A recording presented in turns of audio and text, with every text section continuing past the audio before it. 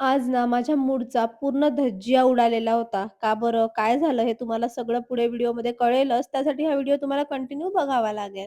सकाळची सुरुवात नेहमीप्रमाणे झाली, जशी होते किचनपासनं आणि आज ना मला चिवळची भाजी बनवायची होती, जी मला अजिबात जमत नाही.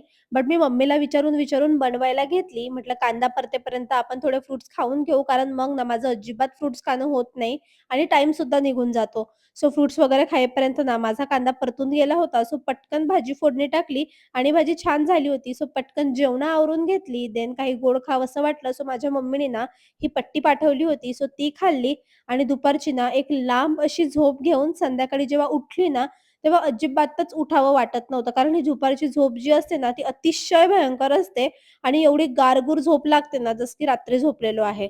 बट उठून स्वतःला फ्रेश केलं. देन लगेच रेडी होऊन ना मला जायचं होतं माझ्या मम्मीकडे.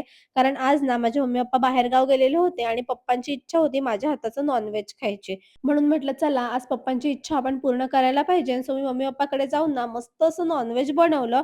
पण एक सांगू का तुम्हाला गंमत अशी, की मसाला जो असतो ना तो मम्मी ऑलरेडी करूनच गेली होती.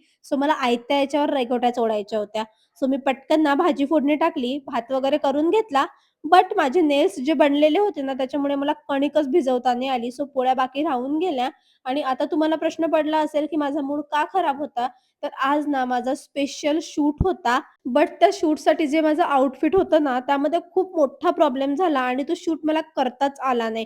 म्हणजे लिटरली जेव्हा अशा गोष्टी अगदी वेळेवर होतात ना, म्हणजे मेन पॉइंटला, तेव्हा भयंकर मूड खराब होतो आणि माझा मूड त्यामुळेच दुपारपासनं खूप जास्त खराब होता. पण यावरनं ना माझ्या लक्षात एक गोष्ट आली, की जेव्हा पण आता याच्यापुढे मी असं काही करेल ना, तर मी 8 दिवसाआधीपासून प्रिपेअर राहणार, की वेळेवर काही प्रॉब्लेम व्हायला नको आणि हे तुम्ही सुद्धा करा. तुम्ही सुद्धा ही गोष्ट शिका, की काहीही इम्पोर्टंट असेल ना, तर 8 दिवसाआधीपासून प्रिपेअर राहा म्हणजे सगळं सुरळीत होतं. तर ही शिकवण माझ्याकडून तुमच्यासाठी आणि माझ्यासाठी सुद्धा.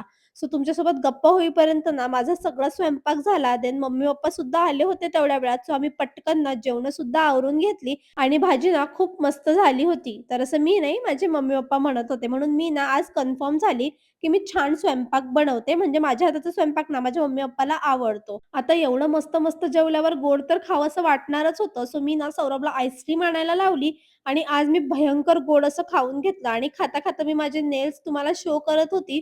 ते म्हणतात ना, की यार नेल्स केल्यावर सगळं काही एस्थेटिक वाटतं. सेम आज मला तसंच वाटत होतं, कारण मी भरपूर दिवसानंतर नेल्स केले होते.